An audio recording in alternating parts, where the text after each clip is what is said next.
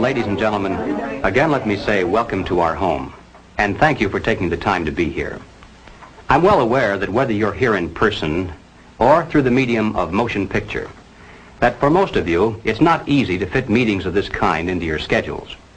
But the fact that you are here indicates that you do have an interest in the subject, and that means there's a tremendous obligation on my part to develop that subject with the kind of usable information that will make it worth your while. So in order not to waste any of your time, let's dispense with the usual preliminaries and get right down to the business at hand.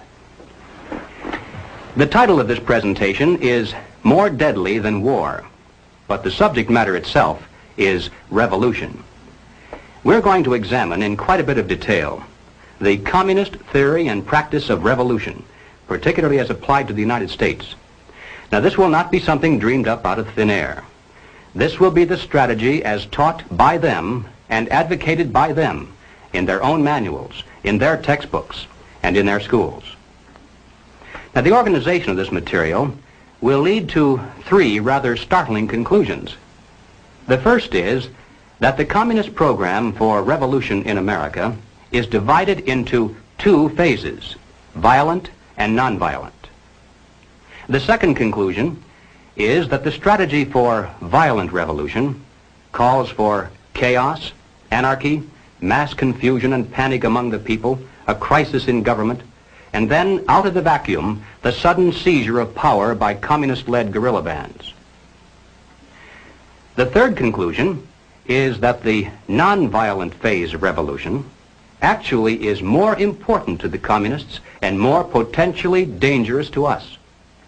Now, the strategy for this phase calls for the gradual transition of our government into a communist regime, done peacefully and legally, but under the banner of socialism. This, then, is the outline of the material that lies ahead. So, let's start right at the beginning with conclusion number one, which is that the communist program for revolution in America is divided into two phases, violent and nonviolent. Now, a good place to begin is with this communist booklet entitled On the Nature of Revolution, the Marxist Theory of Social Change. It was written by Herbert Aptheker, one of the leading theoreticians of the Communist Party in this country. And on page 11, Aptheker says, "The equating of violence with the nature and process of revolution is not correct. Violence may or may not appear in such a process, and its presence or absence is not a determining feature of the definition." Now, this comes as quite a surprise to many of us because for years we've been used to thinking of communist revolutions only as those which involve the overthrow of governments by force and violence. Now, that entire phrase has been written and spoken so often as a single concept that many of us haven't even considered the possibility that the communists might have another approach to their goal, that they might overthrow the government without force and violence, that they might in fact plan to come to power through means that properly could be called peace and politics.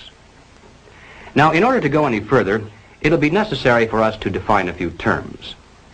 When the communists speak of the two kinds of revolution, they don't come right out and say so in plain English. Of course not. You see, they claim to be practicing something called scientific Marxism, and so they have to dress up these crude concepts in elaborate phraseology. For instance, when the communists speak of violent revolution, they describe it as a war of national liberation. Now, the so-called theory behind this is that the people of the country marked for takeover supposedly are an oppressed people. They're dominated by an imperialistic foreign power that has colonized them and exploited them. And so the communists claim that it's their duty, their historic duty, to liberate them from the yoke of fascism or imperialism or colonialism or whatever.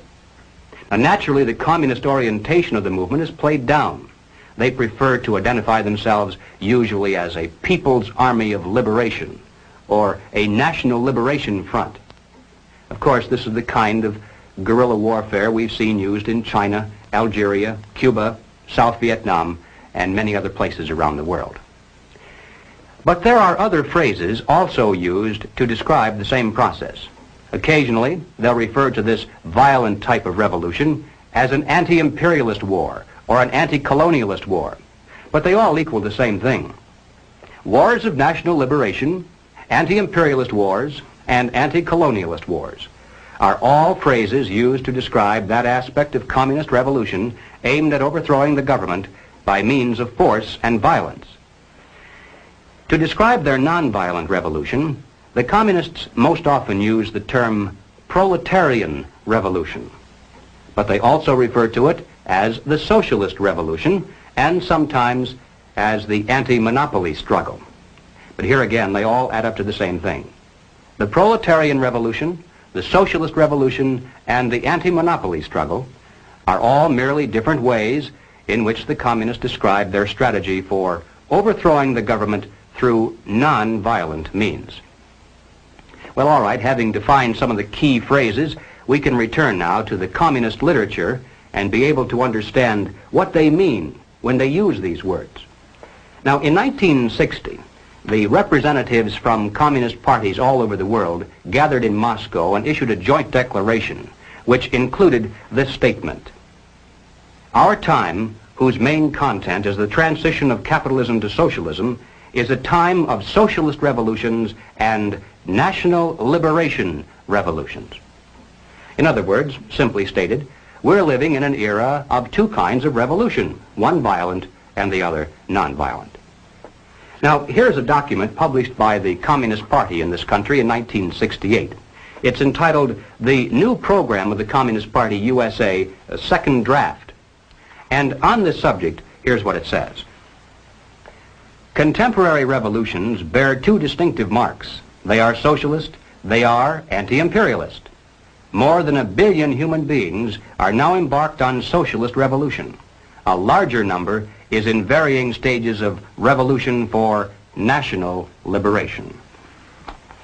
Well, in order to relate this general concept of two kinds of revolution to the specific application here in the United States, it'll be necessary for us to examine rather closely the communist position on what they describe as the Negro question.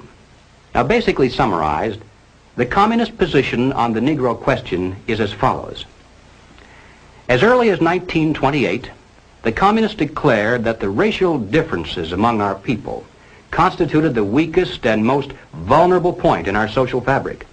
By constantly probing and straining at this one spot, they calculated that eventually the cloth could be torn apart and that Americans could be divided, weakened, and perhaps even set against each other in open combat. They said in no unmistakable terms that the Negro people, because of their secondary social status and their predominant working class composition, offered greater revolutionary possibilities than any other cross-section of the population.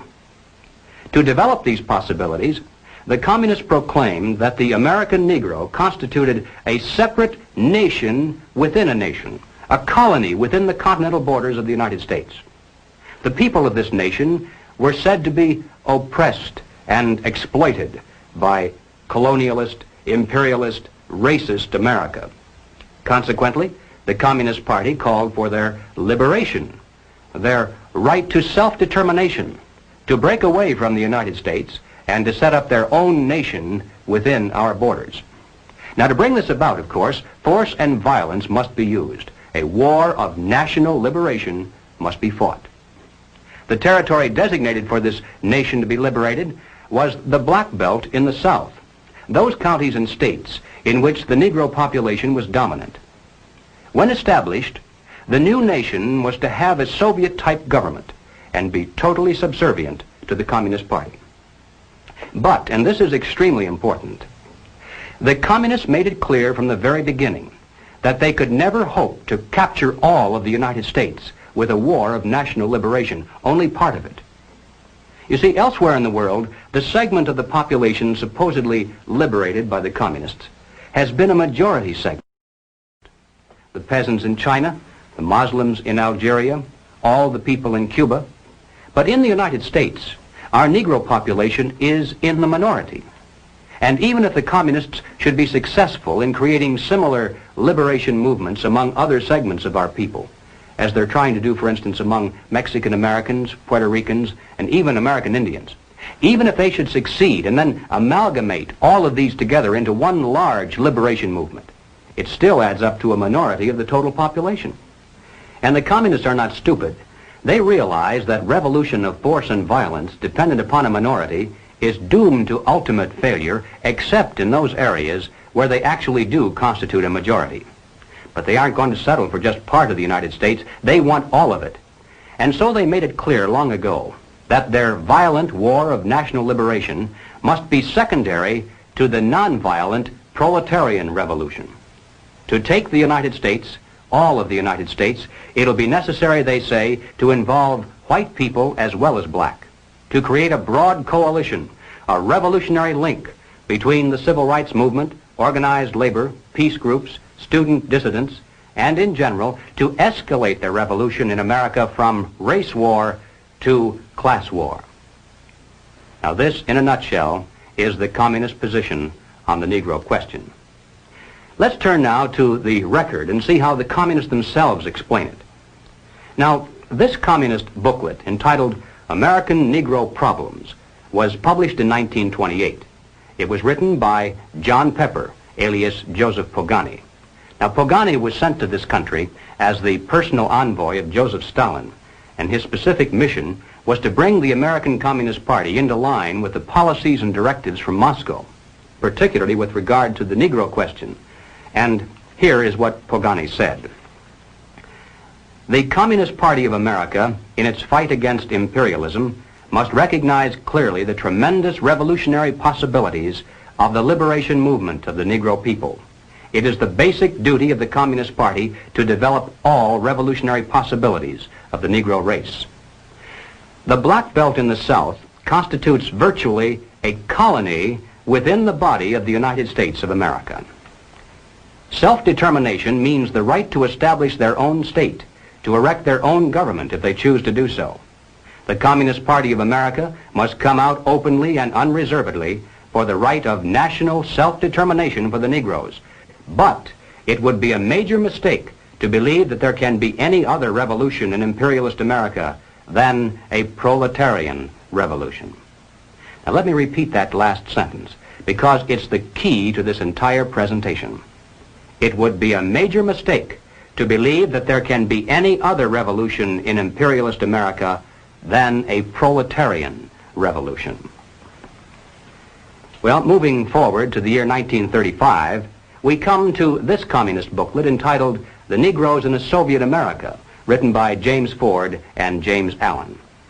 Beginning on page 24, the general strategy is laid out in rather graphic form. You see, there's a major heading here entitled The Negro and Revolution.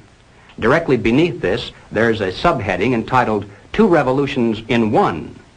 And then within this section, it says, the problem of Negro liberation has two aspects.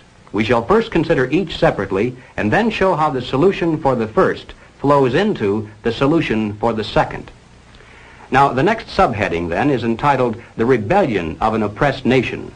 And the section that follows that describes the violent revolution that must be fought to liberate the Black Belt of the South. And then finally, over in the next page, there's another subheading entitled The Proletarian Revolution. And here we begin to get an idea finally of what this phase of the revolution is all about. It says, capitalism is decaying. It is an outworn system. Capitalism is based upon the private ownership of machines, factories, railroads, land, and all other means of production.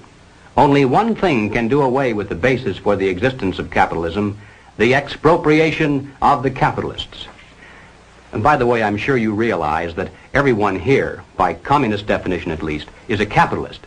So you should feel good to know that there are those who are planning your expropriation someday. In order to expropriate the capitalists, the workers first need to discard the existing government machinery and to institute a working class government. Under this new workers' government, the building of socialism begins. Now, exactly what that's all about, the building of socialism, we'll get to in a moment. But finally, on page 28, under the third subheading entitled The Combination of Two Revolutions, the communists reveal how the two phases of their revolution are related to each other and which of the two is most important to them. Between the proletarian revolution and the revolution of the Negro people, there is a living link. This is the working class. Here reposes the leadership of the two aspects of the revolution. But the Negro communist is first and foremost the exponent of the proletarian revolution. Well, 1935 is a long time ago. And sometimes we hear it said that the communists have since abandoned this concept. But ladies and gentlemen, they cannot abandon it, for the simple reason that if they did so, they'd be abandoning the classic dual form of revolution dictated by Marxism-Leninism. They'd cease to be communists. To justify violence, they have to be able to claim that they're liberating people. And if people are to be liberated, then it's necessary to go through the motions, at least, of pretending that they have a right to form a nation of their own. And so the communist position on the Negro question today is no different than it was back in 1928. Now, Political Affairs is the official monthly magazine of the Communist Party in this country. The date on this particular issue is November 1968. The feature article for that month was The Right of Black America to Create a Nation, written by communist theoretician Claude Lightfoot. Now, Lightfoot points out that many years of migration of Negroes into the North and of Caucasians into the South have altered the population statistics to the point where the black belt is considerably smaller today than it was when the communist position on the Negro question was first drafted. Therefore, he says, the concept of a Negro nation must not necessarily be restricted to just one large territory in the South, but must be expanded now to include the so-called ghetto areas in the North. So having updated the basic strategy to reflect present realities, he then repeats the same old communist line. On page 9, he says, we should call for a plebiscite of all black Americans on whether they want to remain in the general Commonwealth or to establish another nation within the continental United States. Thus, the slogan of self-determination today means the struggle for the right of black America to form a nation if it elects to do so. Now, in passing, ladies and gentlemen, you may have wondered why the Communist Party has been a staunch supporter of the drive to place a black studies curriculum into our high schools and colleges. Well, the reason becomes obvious the minute you take a look at the textbooks and the study guides. The net effect of these courses on the students who enroll is to create a consciousness of nation. By stressing the historical and cultural differences between our black and white citizens instead of the similarities, the predictable impact upon the student is such that he'll view the communist call for a separate nation with far more acceptance than his parents did. Under the guise of academic balance, these courses have become a brilliant device for conditioning young people to accept still one more part of the total program for revolution. But returning once again to Claude Lightfoot, after having called for a separate nation, he then repeats the ever-important point that as important as the national liberation movement may be, it still must be secondary in importance to the nonviolent, peaceful transition to communism called the socialist revolution. He says, from this it follows that the advocates of a black nation must identify themselves with all that is required to set up a socialist America, recognizing that black people alone could never destroy capitalism. To digress again for just a moment, I'd like to point out that this concept of two kinds of revolution is really the basis for that much publicized split between Moscow and Peking. The Moscow group says, there are two kinds of revolution, violent and nonviolent. We believe in using either or both, depending on which combination proves to be the most effective. But as true Marxist-Leninists, we believe that the gradual, nonviolent approach is more effective in today's modern world. To which the Peking group shouts in reply, heresy, heresy. True, there are two kinds of revolution, and we to practice either or both, but we are the true Marxist-Leninists, for we believe that the quick, violent approach is more effective in today's modern world. And there's the total difference between the two factions of world communism. Each claims to be more correct in its interpretation of classical communist strategy. But as far as the United States is concerned, you can be sure that it makes precious little difference. Both types of revolution are being used against us today. Both are enhanced by the presence of the other, and both lead to exactly the same destination. All right, let's move along now to the second conclusion. The strategy for violent revolution in America calls for chaos, anarchy, destruction, a crisis in government, mass confusion and panic among the people, and then out of the vacuum, the sudden seizure of power by communist-led guerrilla bands. Now, this is the kind of activity, the overthrow of government by force and violence, that most people think of when they speak about communist revolutions, so there's no need to belabor the point. But I'm going to take just a moment to show the extent to which the communists actually are planning to use this kind of revolution against the United States. Now, this is not so well known. Now, here is a book that I think ought to be in every home library. It's entitled Color, Communism, and Common Sense by Manning Johnson. Now, as you can see from his photograph, Manning Johnson was a Negro, and he was also a member of the Communist Party. He joined the party as a young man because he honestly believed that the communists were trying to improve the conditions of his people. He was a dedicated communist, and eventually he rose to one of the highest ranks. He was appointed to the National Negro Commission of the Communist Party, USA. But after many years, Manning Johnson finally came to the realization that the communists weren't the least bit interested in improving the conditions of the Negro people. He discovered that instead they were merely planning to use his people, and these are his words, to use them as cannon fodder in a bloody revolution to destroy America. And when he woke up to this, he dropped out of the party and devoted the rest of his life trying to alert his fellow citizens of all races to the true nature of the Communist Party as he knew it to be from the inside. And this book contains much of that story. I wish I had the time to examine the entire volume with you page by page, but here at least is one short quotation that pertains to the immediate topic. Manning Johnson said, "Black rebellion was what Moscow wanted. Bloody racial conflict would split America. During the confusion, demoralization and panic would set in. Then finally the Reds say," now at this point he quotes verbatim from a communist directive that he studied while inside the party. "Workers stop work. Many of them seize arms by attacking arsenals. Street fights become frequent. Under the leadership of the Communist Party, the workers organize revolutionary committees to be in command of the uprising. Armed workers seize the principal government offices, invade the residences of the president and his cabinet members, arrest them, declare the old regime abolished, establish their own power." Now, here is a piece of vicious communist propaganda that perhaps some of you have seen. It's called The Crusader. It's published periodically in Red China and is widely circulated through the Negro communities here in America. It's written by Robert F. Williams, one of the organizers of the Revolutionary Action Movement, better known as RAM. Williams also was the president of the local chapter of the NAACP in Monroe, North Carolina. At that time, needless to say, he wasn't telling very many people that he was also a member of the Communist Party. Now, one day back in 1961, he decided to start a small war of national liberation of his own. Apparently, he was too impatient to wait for the big signal.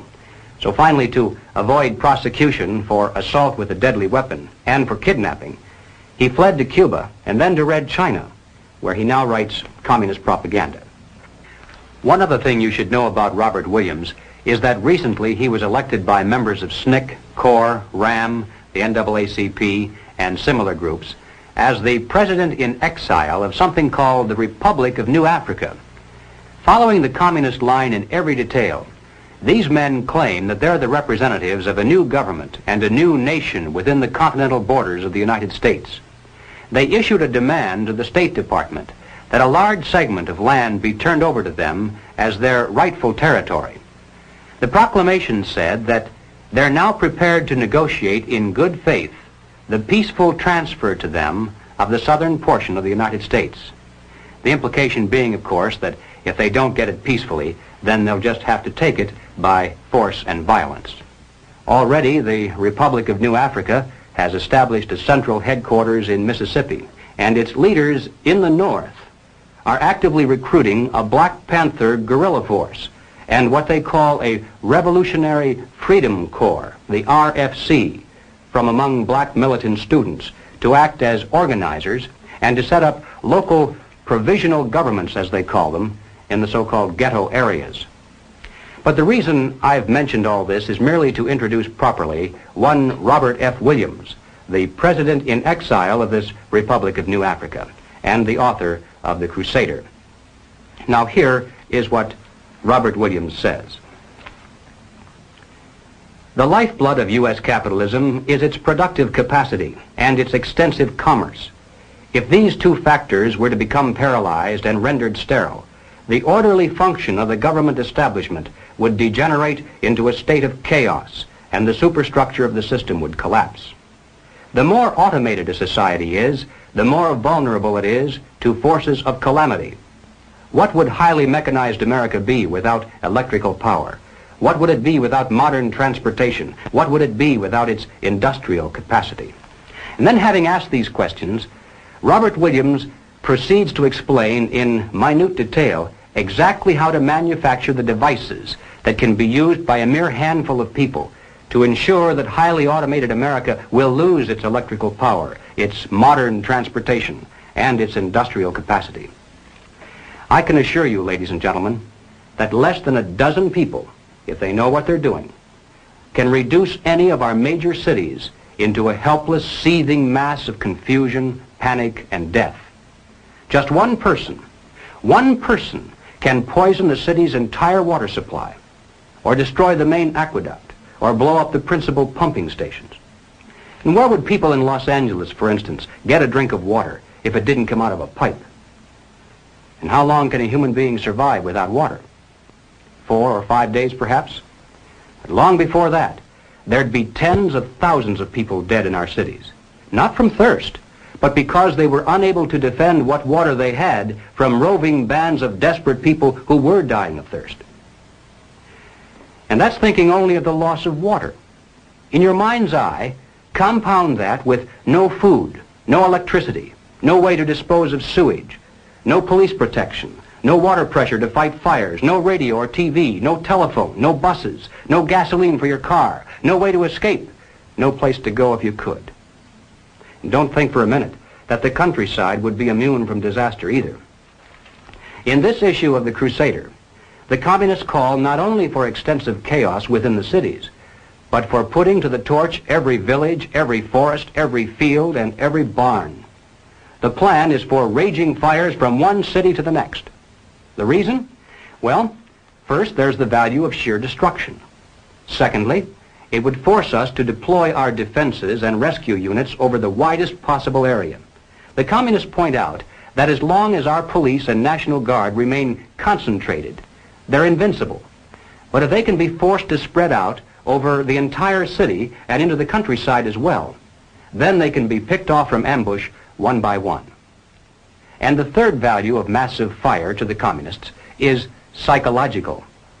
The average American, they say, soft and decadent, when he sees billows of black smoke rising from one horizon to the other, when at night the only light he has to see by is the flickering red from flames leaping into the sky, he'll become paralyzed with fear and panic. He'll run away and hide and do nothing to interfere with the guerrilla bands as they strike at the community's power centers. The Crusader explains how to set up sniper units in crowded metropolitan areas, how to manufacture jumbo Molotov cocktails, the gallon jug size, and how to mix the gasoline with certain ingredients to make it burn like napalm, how to pour gasoline into utility manholes in the streets to set fire to the main telephone cables, how to put sulfur tips from matches into air conditioning units and blow up large buildings, how to ignite gas mains and oil storage tanks. It explains how radio-controlled model airplanes can be used to fly explosive heavily guarded fences into gasoline storage areas or munition stockpiles. It even calls for infiltration into the National Guard units. Revolutionaries posing as non-militants for the purpose of getting free military training and for gaining access to critical military supplies and heavy weapons. And then, finally, Robert Williams says this: any all-out minority revolution must create a state of crisis wherein almost all of the male population would be forced to remain in their homes to protect their property and families. The middle class is very large, but it is not accustomed to deprivation and terror. Because of its affluence, it has waxed soft. It has no stomach for massive fire, blood, and violence. The motive force behind its life drive is its endless pursuit of prestige, conspicuous consumption, and sensual pleasure. A few years of violent, sporadic, and highly destructive uprisings will set the stage for the grand finale. After the stage is properly set through protracted struggle, America could be brought to her knees in 90 days of highly organized, fierce fighting, sabotage, and massive firestorm. Now, ladies and gentlemen, no evaluation would be complete if we failed to note that the communist blueprint calls also for white retaliation and violence in the black communities. It's a very important objective for the Communist Party. So far, they've only been able to involve a small percentage of our Negro people in this war of national liberation. The great majority want no part of it in any form. But the one sure way to change that is to have white vigilante groups striking into the Negro sections supposedly to seek revenge. We mustn't kid ourselves into thinking that the communists have placed their agitators only into the black communities. They're working both sides of the street. They want hatred, violence, and bloodshed between the races, and they don't care how they get it or whom they use, even children if necessary. Part of the plan calls for commando squads of black revolutionaries to drive into the white residential areas and shoot little children playing on the sidewalks for the sole purpose of drawing out of the white communities violent retaliation into the black communities. Now, this is extremely important to the communists. They must have it, for in this way they plan to unite the entire Negro population for protection behind the militant minority. It's not a very pretty picture, but it's one we need to understand, so that no matter what happens to us or to our families, God willing, we'll have the strength at least to avoid doing anything that would play further into the hands of the communists. Ladies and gentlemen, the plans and preparations for a communist revolution of force and violence are far advanced. The organization behind these preparations has almost unlimited financial resources, and it provides both training and leadership based upon years of experience in many other countries. Our enemies are deadly serious about their task, and it's nothing short of national suicide for us to continue to ignore their plans and their progress. Well, all right, having said this, now I'm going to qualify it somewhat by turning to conclusion number 3.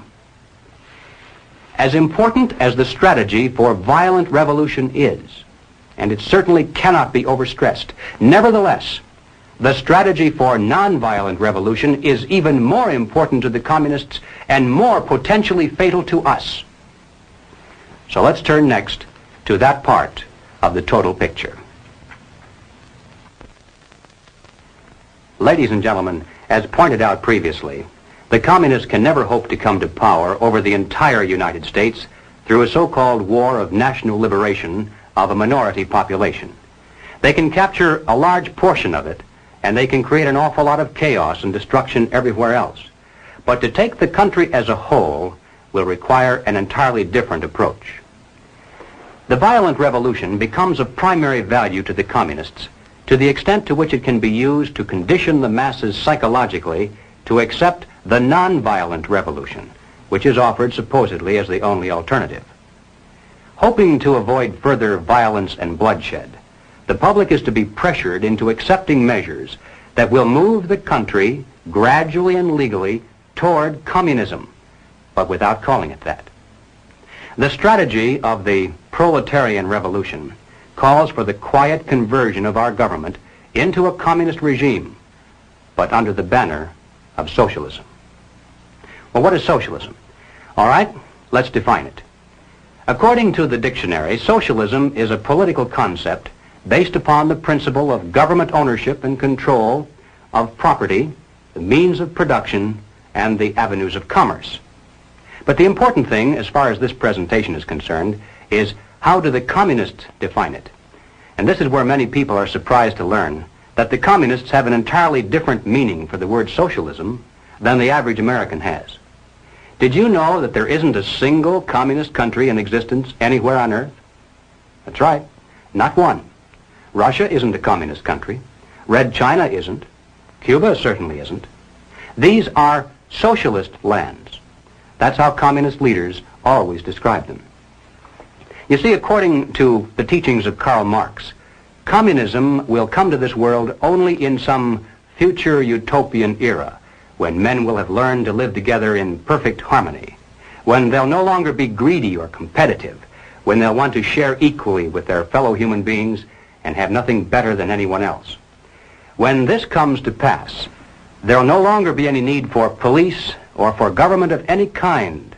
And then, he said, the state will wither away. When that happens, said Marx, it will be communism. In the meantime, comrades, whenever we come to power, we shall call it socialism. So the next time you hear a communist spokesman stand before a college audience or a TV camera and say innocently that all the communists are doing here in America is working for socialism, you must understand what he means by that word. What he's really saying is all the communists are doing is trying to bring to America exactly the same thing they now have in the Soviet Union and Red China.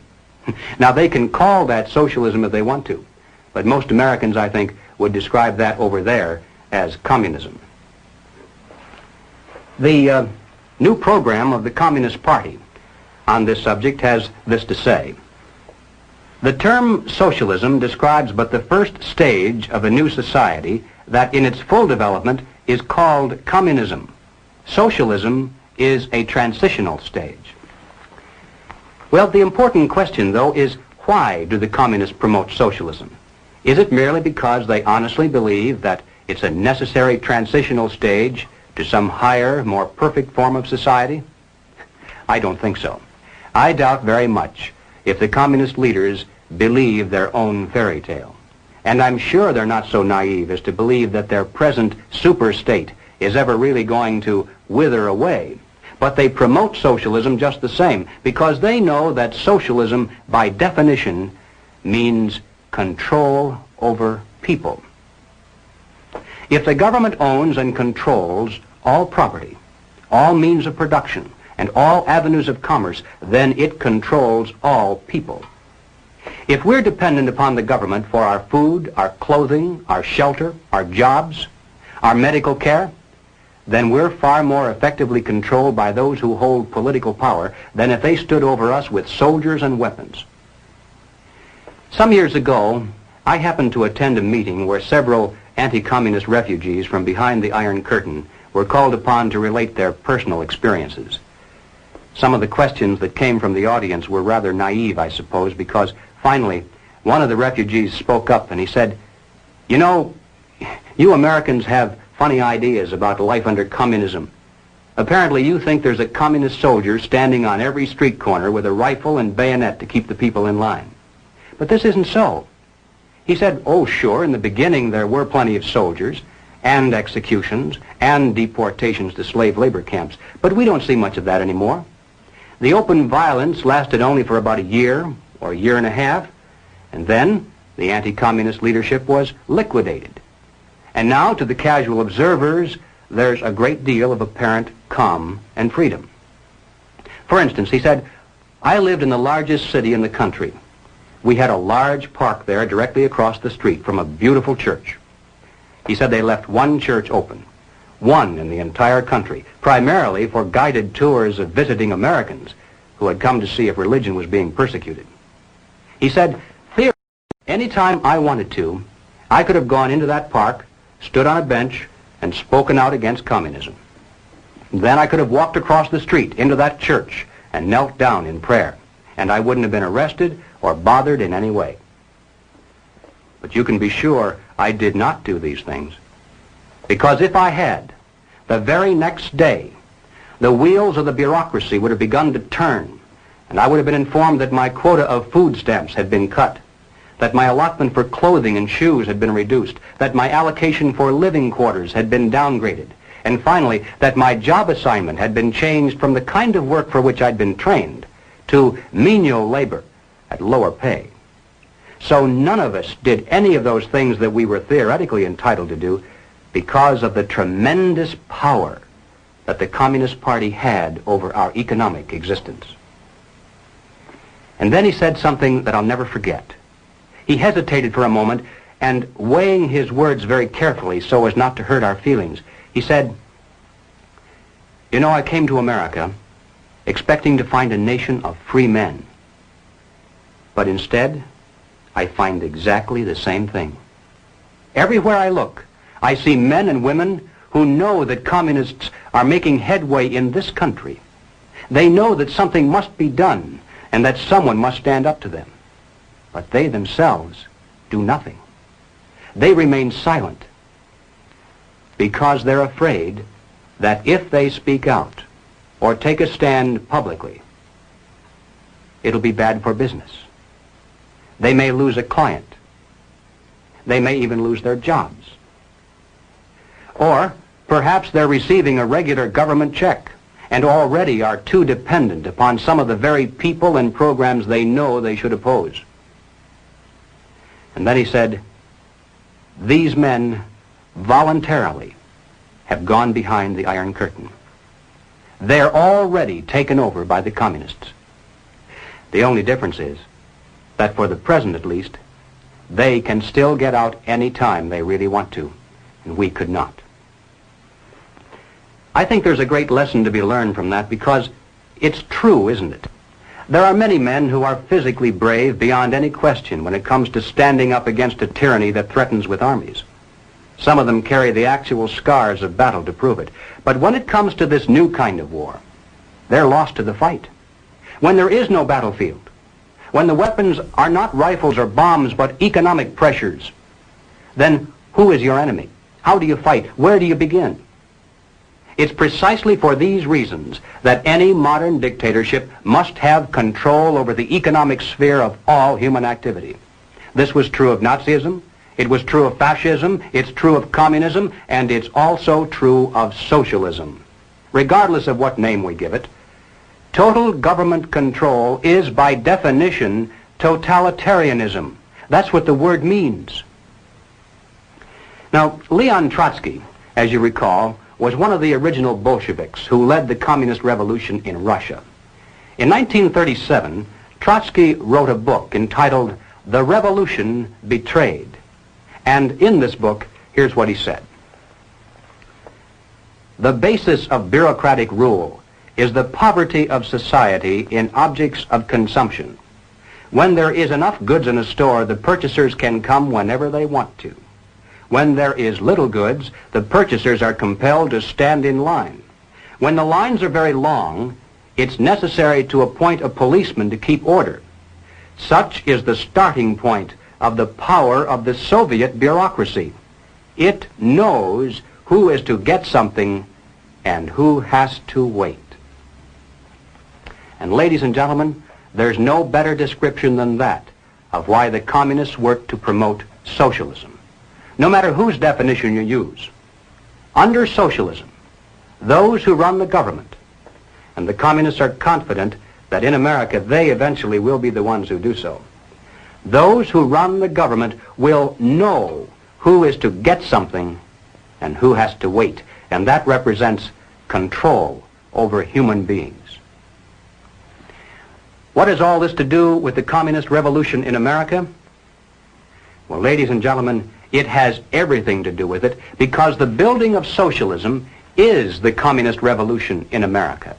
It represents the process whereby our country can be moved gradually toward communism without the people even being aware of it.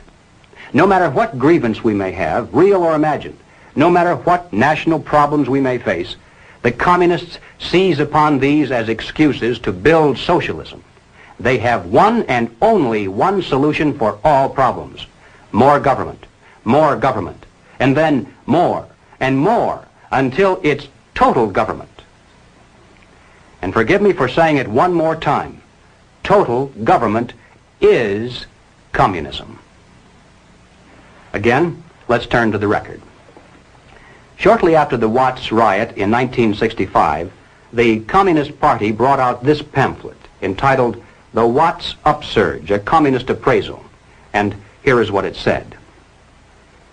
The challenge of the Watts explosion can be met only by a truly massive program, a vast increase in the investments in the War Against Poverty program. What is called for is not only a total economic opportunity program for wiping out unemployment and for proper job training, but a program for the total reconstruction of the area. Now, the People's World, the official West Coast newspaper of the Communist Party, in its August 28, 1965 issue, ran this rather interesting editorial. What is needed now is an effort that begins to approximate the magnitude of the problem. As a minimum, such a program should demand massive emergency action by the federal government. Well, then, 6 months later, after this particular article, the Communist Party came out with this. It's called The New Program of the Communist Party, but this was the first draft, published in 1966. And here's what it said. We favor full use of federal powers to achieve these objectives. Now, as I read this, listen carefully to see if it doesn't sound familiar, perhaps like something you've heard from more respectable sources. Government assumption of responsibility for assuring a guaranteed annual wage. Complete cradle-to-the-grave social insurance coverage, including all medical care. Equal educational opportunities for all, with acceptance of the principle of student stipends. A national reconstruction plan to end ghettos and slums and provide the nation with a modern rapid transit system operated as a public service. And passage of a National Youth Act that will ensure education, vocational training, and employment at decent wages for the younger generation. Does that sound familiar? Well, ladies and gentlemen, if it reminds you somewhat of the Great Society, it's because it is the Great Society, lock, stock, and barrel. Gus Hall, head of the Communist Party, explained it this way. This is the January 24th, 1965 issue of The Worker, and Gus Hall said, "The communist attitude toward the Great Society can be summarized in an old saying that two men sleeping in the same bed can have different dreams. We communists support every measure of the Great Society concept because we dream of socialism." And when you recall what Gus Hall means when he says socialism, then you realize that the communists support the welfare programs of the Great Society, the New Deal, the New Frontier, or whatever they decide to call it in the future, because they dream of bringing communism to America through these programs. The next question of importance is, how do the communists promote socialism? Certainly it takes far more than a mere declaration of intent, more than writing a few books. How can they bring it off, especially when there are so few of them? How can they manipulate the vast majority into accepting socialism when they really don't want it? Well, here again we find that they have a plan. The strategy is precise and well tested. It's called revolutionary parliamentarianism. Now, the general strategy employed is a political pincers movement, and these are the terms the communists use to describe it. A pincers movement applying political pressure from above and from below. Now, when they talk about pressure from above, they mean using their people and their influence within the very government marked for takeover to bring forward official recommendations for legislation. These come from the highest possible levels and carry the full prestige of the government. The recommendations, of course, are offered supposedly as solutions to national problems, but when passed into law, their only real effect is to vastly increase the power of government and to move the country that much closer toward the ultimate goal. The pressure from below, then, involves using their influence over the various mass membership organizations of the country to create the appearance of great popular support for these recommendations. Of course, the members of those organizations must never suspect that they're being used to promote the communist program. Now, the silent majority, the average person with no particular axe to grind, is caught right in the middle. He looks above and sees highly respected spokesmen for government calling for socialist legislation. He looks below and sees mobs of demonstrators shouting for the same thing. He says to himself, has everyone gone crazy, or is it me? Now, he's still in the majority, of course, but he doesn't know it. He thinks he's helplessly outnumbered, and he bows to what he thinks is the democratic will of the majority. All that remains, then, is for the duly elected legislators to place their own careers and political expediency above the best interests of the nation, to yield to this political pressure and pass the legislation into law. Then the whole process starts all over again with new recommendations from above, new demands from below, and finally new capitulation in the halls of Congress. In this way, the nation can move to the left in giant strides until the ultimate goal of communism itself is reached entirely legally through the constitutional process and in the name of the nation. Now, this government pamphlet entitled "The New Role of National Legislative Bodies in the Communist Conspiracy" is a reprint of 2 chapters taken from a communist textbook used in Czechoslovakia. It was written by Jan Kozak, the historian and theoretician of the Czechoslovakian Communist Party. This is one of the manuals used to teach communist cadre how the tactic of revolutionary parliamentarianism was used successfully in Czechoslovakia and how it might be applied to other countries as well. So, as I read this, even though Kozak is speaking of how they did it in Czechoslovakia, think in terms of how the same strategy might be used, or perhaps is being used, right here in America. Kozak said, "The pressure from above successfully employed by our workers' class was the use made of the organs holding powers, the government, parliament, national committees, for bringing about a wide popularization of revolutionary demands and slogans. The fact that such demands and recommendations emanated directly from the highest state organs had a strong influence on their popularization. Whereas pressure from above is the pressure exerted by the organs of the state, pressure from below is the pressure exerted by the popular masses. The united mass organizations, which were led and influenced to a large extent by the communists, represented in this way the direct reserves of the party. All the old proven forms of the struggle were employed: calling of protest meetings, passing of resolutions, sending of delegations, organizing mass demonstrations, and also eventually using strikes, including general strikes. The pressure from below made it impossible for the other parties which had numerical superiority to isolate the communists and to stop the revolution. Thus it made up for the numerical weakness of the revolutionary representatives. Progress toward socialism may take under these circumstances a democratic and constitutional course.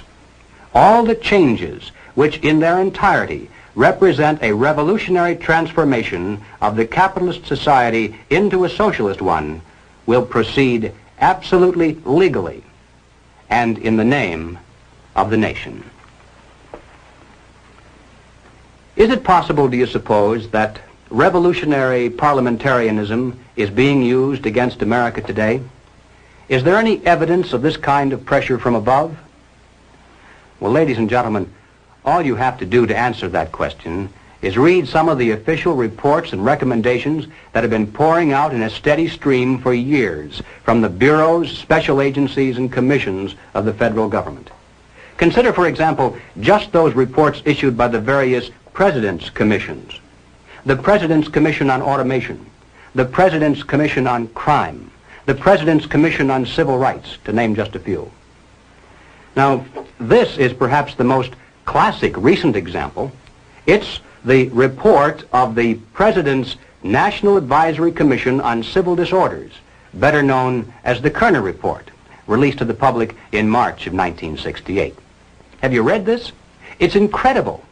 The list of recommendations supposedly to remove the causes of civil disorders in America reads almost identical to the new program of the Communist Party. And that's not much of an exaggeration either. It calls for the vast expansion of all welfare programs and agencies. It suggests absorbing all city, county, and state welfare programs into one gigantic federal welfare program. And why have state socialism when you can have national socialism? It calls for a government-guaranteed minimum wage. It calls for federal financing and control of every conceivable sphere of human activity: education, housing, transportation, even insurance policies. It calls for strict gun control laws and even recommends the creation of a national police force. Well, naturally, it doesn't call it that by name. It refers to it as the National Law Enforcement Center. But there's no doubt as to what its ultimate form will be, especially since it's to operate in conjunction with the Defense Department. But the most incredible thing about this report, I think, is not the list of recommendations. That's almost expected from groups of this kind nowadays. The real shocker lies in its findings, the discoveries it made. Here was a body of men, highly respected, with the prestige and financial resources of the federal government at their disposal. Their task was to uncover all of the causes of civil disorders in our land, and to do so impartially with favor or malice to no one, let the chips fall where they may. Now, would you suppose that the Communist Party played some tiny, microscopic role in the riots, the campus disorders, the assaults against police? Well, you're mistaken.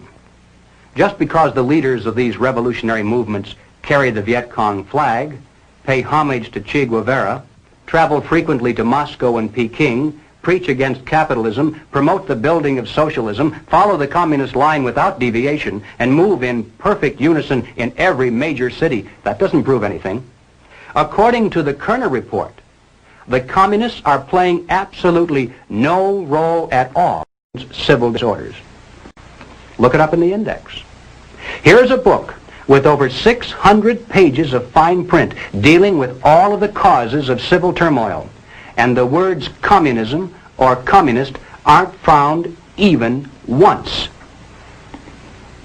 Not even to say that they looked into it and found it not to be an important factor, which is the expected cliche today. Apparently, the internal threat of communism is no longer even worth looking into. But what about the other half of the pincers? Is there any evidence of pressure from below?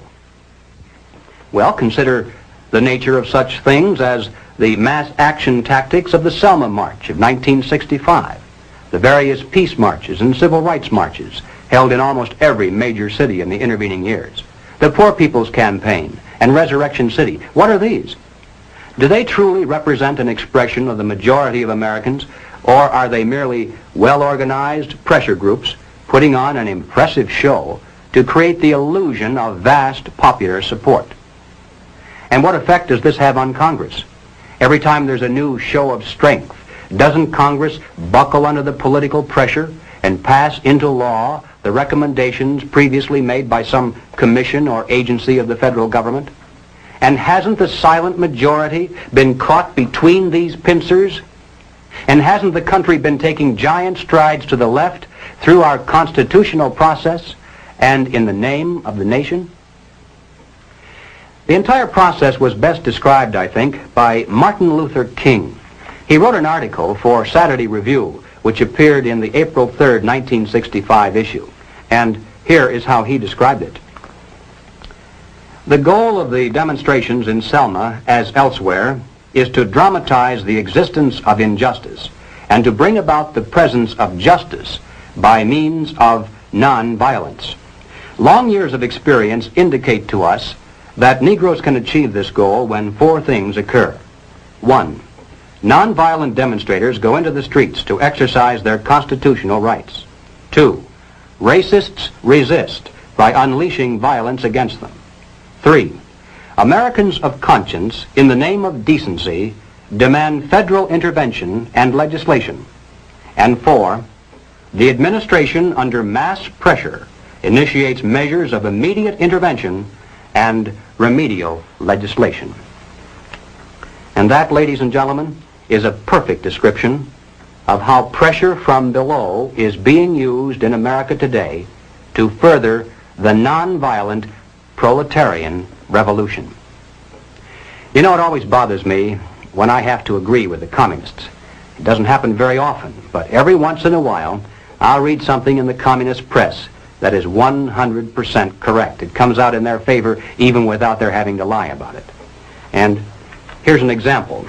In the People's World, the January 29, 1966 issue, the communists said, "The problem is that the power structure that runs both of the old political parties seems to have great difficulty in comprehending what is taking place in the Negro freedom movement.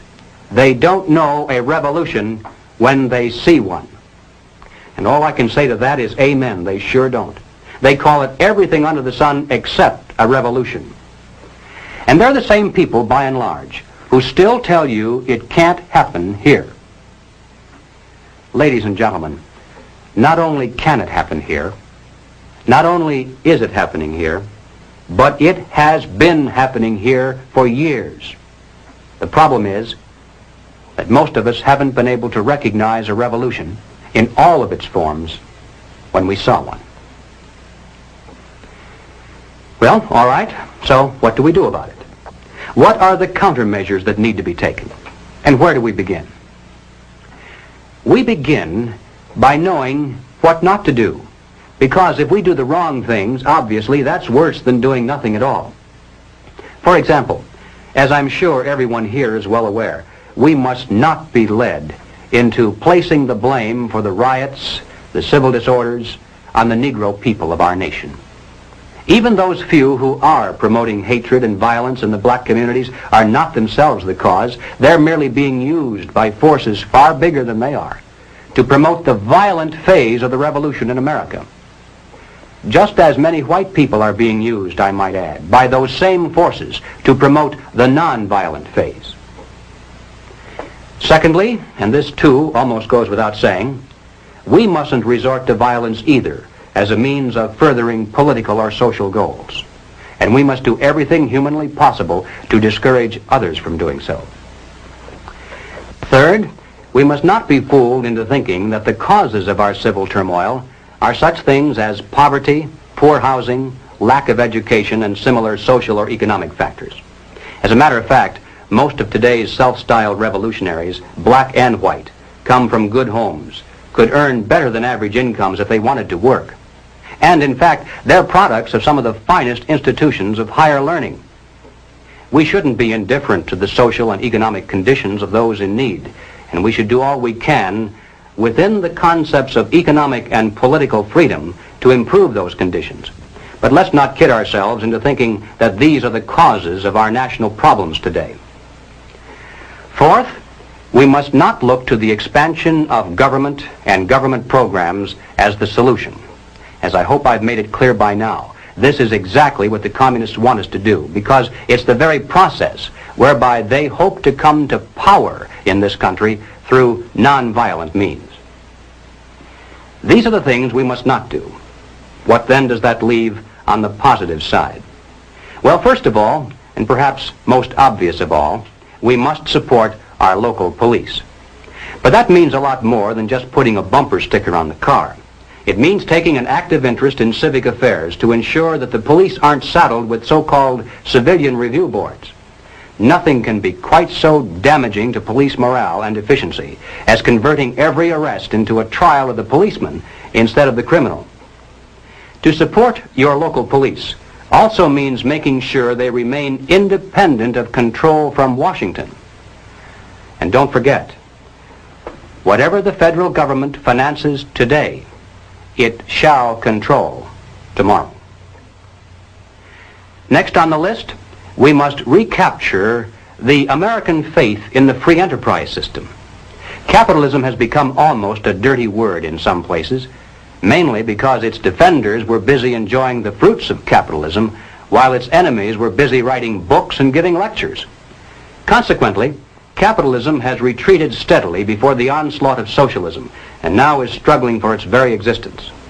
Young and old, we must become students again, and study the theories of Madison and Jefferson, Bastiat and von Mises, just as intently as our enemies pursue the pages of Marx and Lenin, Galbraith and Keynes.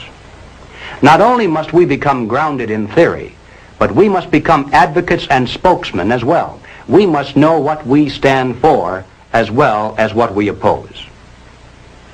Next, and this is probably the most difficult task of all, we must carry this message regarding the dual nature of communist revolution to our friends, our neighbors, our business associates, and everyone who will listen. Now, this is hard by and large because people don't want to hear it. It's bad news. It spoils, makes the parties possible. And that means accepting our personal responsibility to do everything we humanly can do to carry the truth about civil turmoil to every man, woman, and child in America. Now, ladies and gentlemen, none of these proposals will produce results, and nothing else you may suggest will do so either, unless and until we get right down to the heart of the problem, the life force of the revolution itself. We must discover the identity of those individuals, both above and below, who consciously are furthering the communist program for revolution, and then remove them from their positions of trust and leadership. Anything less than that will be totally futile, because we'll merely be running around trying to put out 1 or 2 fires over here, while they're busy setting 10 new ones over there. Now, of course, the minute you begin to think along these lines, you'll become the target of a whole barrage of attacks. You'll be called a witch hunter, a McCarthyite, a right-wing extremist, and other delicate phrases that are well designed to intimidate the average person into silence. If that doesn't work, then you'll be called a fascist, or at least a dictator, because supposedly you want to deny basic constitutional freedoms to a small group of Americans just because they happen to hold political views that are different from yours. How many times have you heard that? And you know, at first it sounds almost convincing. But the argument is a trap. And the bait inside that trap is the hidden assertion that the Communist Party is merely a political party. Now, if it were a political party and that's all, then of course we would have to grant them all the same constitutional rights and immunities as other loyal American citizens. But if the Communist Party is not a political party, if it is in fact a supranational organization dedicated to world conquest, if in addition to political means it also uses military means, economic means, propaganda means, bribery, blackmail, treason, murder, and any other means that suit its purposes, then its members are not political by nature, are not loyal to the United States, and have no legal or moral claim to constitutional liberties. There's no such thing as absolute freedom. For every liberty, an equal and opposite restraint is required. For example, in order for us to enjoy freedom of speech, it's necessary to deny others the freedom to come in here and break up this meeting. The logic of liberty is that it must stop short of the liberty to destroy itself. And if we're to preserve the freedoms we cherish in this land, then we mustn't be tricked by clever propagandists into giving the Communist Party the freedom it seeks to destroy freedom for us all. Well, now, ladies and gentlemen, I'm going to close this presentation with 2 observations that I know you may not want to hear, but they must be made nevertheless. The first is that this struggle in which we're now engaged, in a very real sense, is more deadly than war. Call it what you will, Cold War, revolution, struggle, whatever. The present stakes are higher than in any other war we've ever known. After all, why do we dread war? Well, there are three reasons: death, destruction, and human suffering. But ladies and gentlemen, if communism should ever come to America, we'll face more death, destruction, and human suffering than any people in history has ever faced at the hands of their invading conquerors. And it would make no difference whether the road to communism were traveled violently or non-violently. The so-called expropriation of the capitalists that would lie at the end of that road would constitute one of the greatest bloodbaths of history. Now, the second observation is related to the first. It is simply that we have now passed the point of painless solutions and parlor patriotism. There was a time, and not too long ago, I think, when we could have pulled ourselves out of this without too great a sacrifice on the part of anyone. All that would have been necessary would have been for us to take an interest in the domestic affairs of our nation and to insist that our elected representatives merely enforce the laws that were then on the books to protect us from internal subversion and to keep the enemy outside the gates. But we didn't. Instead, we slept. And one by one, those laws were stricken down by the Supreme Court. Congress failed to repair the damage, and our defenses are no more. Now the enemy is inside our gates. He is on our streets. He is in our halls of Parliament. And now there is hell to pay. Our enemy is not going to leave quietly just because we suddenly discover him and ask him to go. Hardly. The nature of tyranny is such that, like the barb on an arrow, it goes in easily. But the price of pulling it out is a piece of flesh. Now let me be more specific. Before we finally win this battle, and I should hasten to say that there's no doubt in my mind that we're going to win. I'm increasingly convinced of this. But before we finally do see victory, it's now inevitable that some of us, even in this room, will lose our lives in the communist revolution that already is raging around us. I can't tell you who it's going to be, of course. But I can tell you that it'll make no practical difference whether we're resisting at the time or whether we're merely trying to hide. Most of the casualties will occur because people just happen to be in the wrong place at the wrong time. Now, I mention this not to suggest that we all grab our guns and groceries and head to the hills. In many ways, this too would be playing right into the hands of the communists. No, I mention it for only one reason, and that is to stress the seriousness of the challenge that now confronts this nation. It's literally a question of life and death for all of us.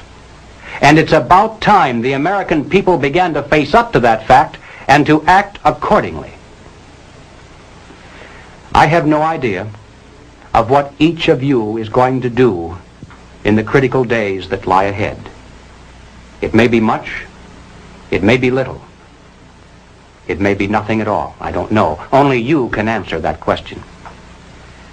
But ladies and gentlemen, whatever it is you decide to do for your country, do it soon. Do it now. Every minute that you delay further will add dearly to the price of ultimate victory. Thank you.